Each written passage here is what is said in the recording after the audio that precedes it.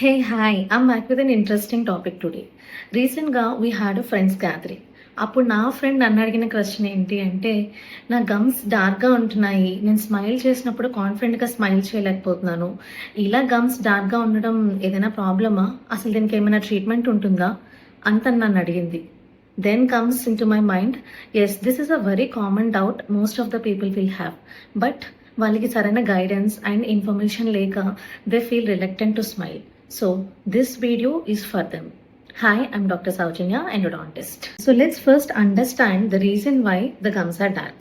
మన బాడీలో మెలనోసైట్స్ అని కొన్ని సెల్స్ ఉంటాయి. ఇవి మెలనిన్ అనే ఒక పిగ్మెంట్ని ప్రొడ్యూస్ చేస్తాయి. దీన్ని బట్టి అది ఎంత ప్రొడ్యూస్ అయిందన్న దాన్ని బట్టి మన skin tone, hair colour and eyeball colour decide అవుతుంది. సేమ్ ఇవే సెల్స్, మెలనోసైట్స్ అనే సెల్స్ మన గమ్స్లో కూడా ఉంటాయి. కొంతమందిలో ఈ మెలనోసైట్స్ యాక్టివిటీ ఎక్కువగా ఉండడం వల్ల మెలనిన్ పిగ్మెంట్ అనేది ఎక్కువగా ప్రొడ్యూస్ అవుతుంది.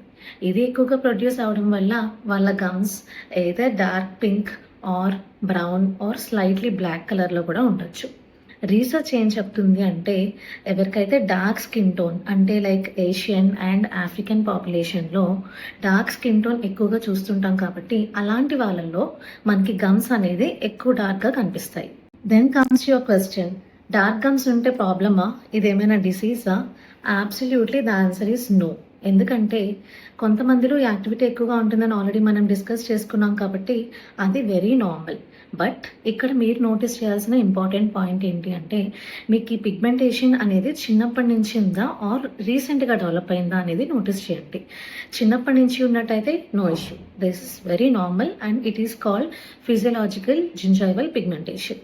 ఒకవేళ మీకు పిగ్మెంటేషన్ రీసెంట్గా డెవలప్ అయిందంటే మాత్రము you have to understand the underlying cause for the pigmentation.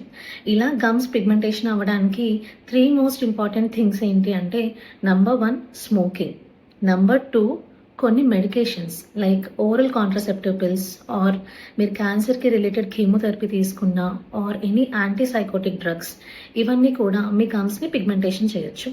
So this can be a cause. And కొన్ని రేర్ డిసీజెస్లో కూడా గమ్స్ పిగ్మెంటేషన్ని మనం అబ్జర్వ్ చేస్తాం. సో మీ కండిషన్లో పిగ్మెంటేషన్ అనేది ఎందుకు వస్తుంది ఐడెంటిఫై చేయడానికి మీ దగ్గరలో ఉన్న డెంటిస్ట్ని విజిట్ చేయండి. డెంటిస్ట్రీలో ఈ గమ్ పిగ్మెంటేషన్కి వేరియస్ ట్రీట్మెంట్ ఆప్షన్స్ ఉన్నాయి, like using lasers or scalpel or electrosurgery use చేసి మీకు పిగ్మెంటేషన్ని తగ్గించవచ్చు.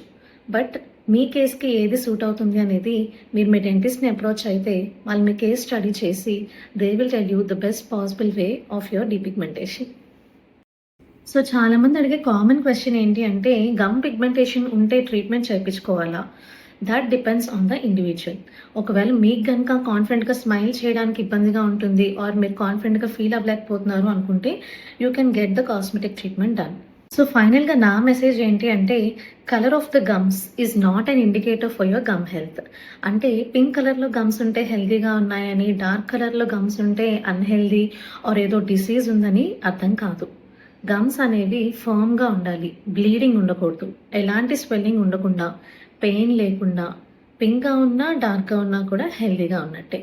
So the treatment for your gum pigmentation depends upon your choice. మీకు గనక కాన్ఫిడెన్స్ స్మైల్ ఉండట్లేదు అనుకుంటే you get it treated, otherwise it is a normal condition.